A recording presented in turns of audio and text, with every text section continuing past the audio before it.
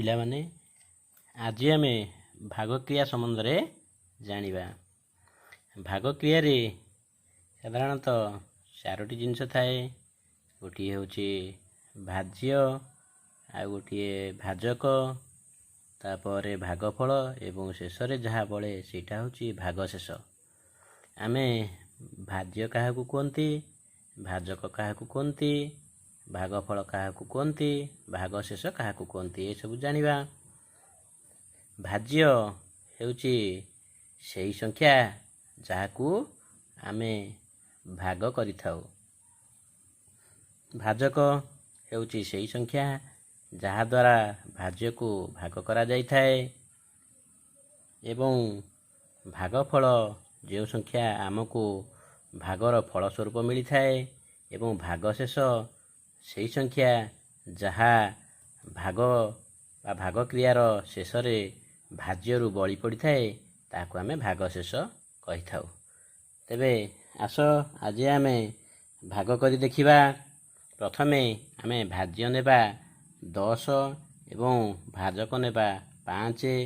ସରଳରୁ ଆମେ ଜଟିଳକୁ ଯିବା। ଭାଗକ୍ରିୟାର ABCD ସବୁ ଜାଣିବା। ତେବେ ପ୍ରଥମେ ମୁଁ ଭାଗ କରିବି 10 ହରଣ 5 ସମାନ। ଆମେ ଏଇଠି ଭାଗ କରିବା, ଏଇଭଳି ଭାବରେ ଲେଖିଦେବା।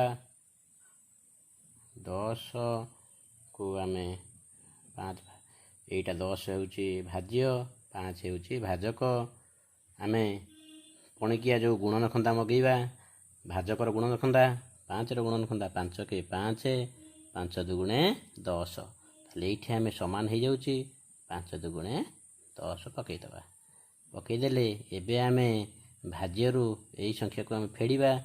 ଫେଡ଼ିଲେ 10ରୁ 10 ପଳେଇଲେ ଆଉ ବଳକା ରହିବ କିଛି ରହିବ ନାହିଁ, ଶୂନ ରହିବ। ତେବେ ଏଇ ଭାଗକ୍ରିୟାଟିରେ 10ଟି 5 ଦ୍ୱାରା ସମ୍ପୂର୍ଣ୍ଣ ବିଭାଜ୍ୟ ହୋଇଗଲା। 2ଟି ରହିଲା ଭାଗଫଳ ଭାବରେ ଆମକୁ ମିଳିଲା। ଏଇଟା 10 ହେଉଛି ଭାଜ୍ୟ ଏବଂ ଏ 5 ଥିଲା ଭାଜକ। ଏଇ ଯେଉଁ ଶୂନ ମିଳିଲା ତାକୁ ଆମେ କହିବା ଭାଗଶେଷ। ଏବେ ଆମେ ଦ୍ୱିତୀୟ ଭାଗକୁ ଯିବା, ଯେଉଁଠିକି ଟିକିଏ କଷ୍ଟ ରହିଛି। ଆମେ 102କୁ 5 ଦ୍ୱାରା ଭାଗ କରିବା। ଏଠି 102 ହେଉଛି ଭାଜ୍ୟ, 5 ହେଉଛି ଭାଜକ। ଆମେ ଯେମିତି 5 ଦୁଗୁଣେ ଏଠି 10 ପକାଇଥିଲେ, ଏଠି ସେଇଆ କରିବା। 5 ଦୁଗୁଣେ 10 ପକାଇଦେବା। ସରିଗଲା। 10ରୁ 10 ଫେଡ଼ିଲା ପରେ ଆଉ କିଛି ରହିବ ନାହିଁ। ଏବେ ଏଇ ଦୁଇଟି ଅଙ୍କର କାମ ସରିଯାଇଛି। ତୃତୀୟ ଅଙ୍କଟି ଆମେ ତଳକୁ ଆଣିବା। ଏଇଠି ପିଲାମାନେ ଭୁଲ କରନ୍ତି, ଏଇ 2କୁ ଛାଡ଼ିଦେଇ ଭାଗଫଳ 2 ହେଲା ବୋଲି କୁହନ୍ତି, କିନ୍ତୁ ଏଠି ଆମକୁ ପ୍ରତ୍ୟେକ ଅଙ୍କକୁ ଭାଗ କରିବାକୁ ପଡ଼ିବ। ତେଣୁକରି ଆମେ ପୁଣି ଥରେ 5 × 5 ମଗେଇବା, ହେଲେ 1ରେ ପକାଇଲେ ଏଠି 5 ବଡ଼ ହୋଇଯାଉଛି।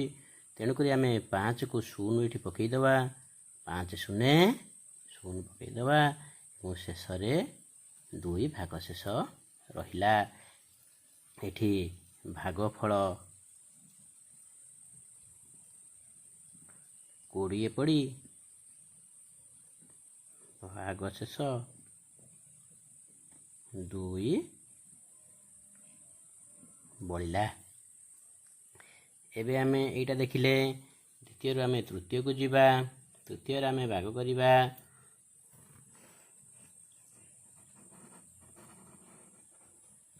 1020କୁ 5 ସହିତ। 1020କୁ ଆମେ 5ରେ ଭାଗ କରିବା। ପୁଣି ସେମିତି ପକାଇଦେବା। 5ଙ୍କର ଗୁଣନଖନ୍ଦା ମାଗିବା। 5 ଦୁଗୁଣେ 10 ସରିଗଲା। ଏବେ ଏଇଠି ଆମକୁ ବୁଝିବାକୁ ହେବ ଯେ ପିଲାମାନେ କ'ଣ କରନ୍ତି ନା 10 ସରିଗଲା ପରେ 2ଟା ଅଙ୍କ 20କୁ ଏକାଥରେ ଓହ୍ଲେଇ ଦିଅନ୍ତି। ଓହ୍ଲେଇ ଦେଇ 5କୁ 20 ପକାଇ ଦିଅନ୍ତି, କିନ୍ତୁ ଏଇଟା ଭୁଲ। ଆମକୁ ଗୋଟାଏ ଥର ଭାଗ କରିସାରିଲା ପରେ ତାପରେ ଏଇ ଦୁଇଟି ଅଙ୍କ ସରିଯାଇଛି ପ୍ରଥମ ଥର। ତାପରେ ଗୋଟାଏ ଅଙ୍କ ଓହ୍ଲେଇବାକୁ ପଡ଼ିବ। 2 ଓହ୍ଲେଇଲେ 5 ତ 2 ଠାରୁ ସାନ, ତେଣୁକରି 5 0 ପକାଇଦେବା। ପୁଣି ସେଇ 2 ବଳି ପଡ଼ିଲା। ତା ପରବର୍ତ୍ତୀ ଷ୍ଟେଜ୍ରେ ଆମେ 0କୁ ଓହ୍ଲେଇଦେବା। 20 ହେଇଗଲା।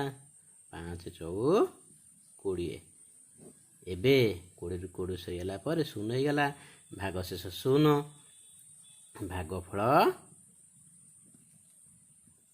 204 ଏବଂ ଭାଗଶେଷ 0 ହେଇଗଲା। 0। ଏବେ ଆମେ ଆଉ ଟିକେ କଷ୍ଟକୁ ଯିବା।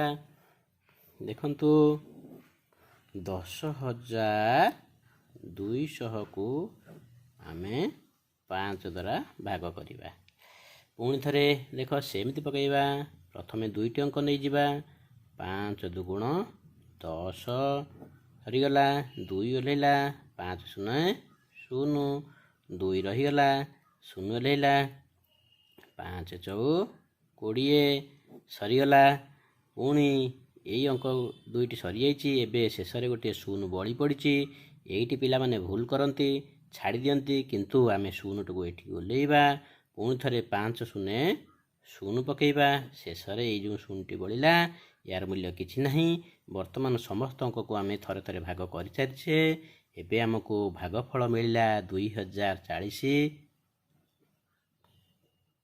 ଏବଂ ଭାଗଶେଷ ହେଲା 0। ଏଥିରୁ ଆମେ ଭଲ ଭାବରେ ହରଣ ବିଷୟରେ ଜାଣିପାରିଥିବା। ଏହି ହରଣ ପ୍ରକ୍ରିୟା ଯଦି ଭଲ ଲାଗୁଛି ତାହେଲେ ମୋ ଚ୍ୟାନେଲକୁ, ମୋର ଭିଡ଼ିଓଟିକୁ ଲାଇକ୍ କରିବେ ଏବଂ ମୋ ଚ୍ୟାନେଲକୁ ସବସ୍କ୍ରାଇବ୍ କରିବେ ଏବଂ ନୂଆ ନୂଆ ଭିଡ଼ିଓ ଆସିଲେ ଆପଣ ଦେଖିପାରିବେ। ଧନ୍ୟବାଦ।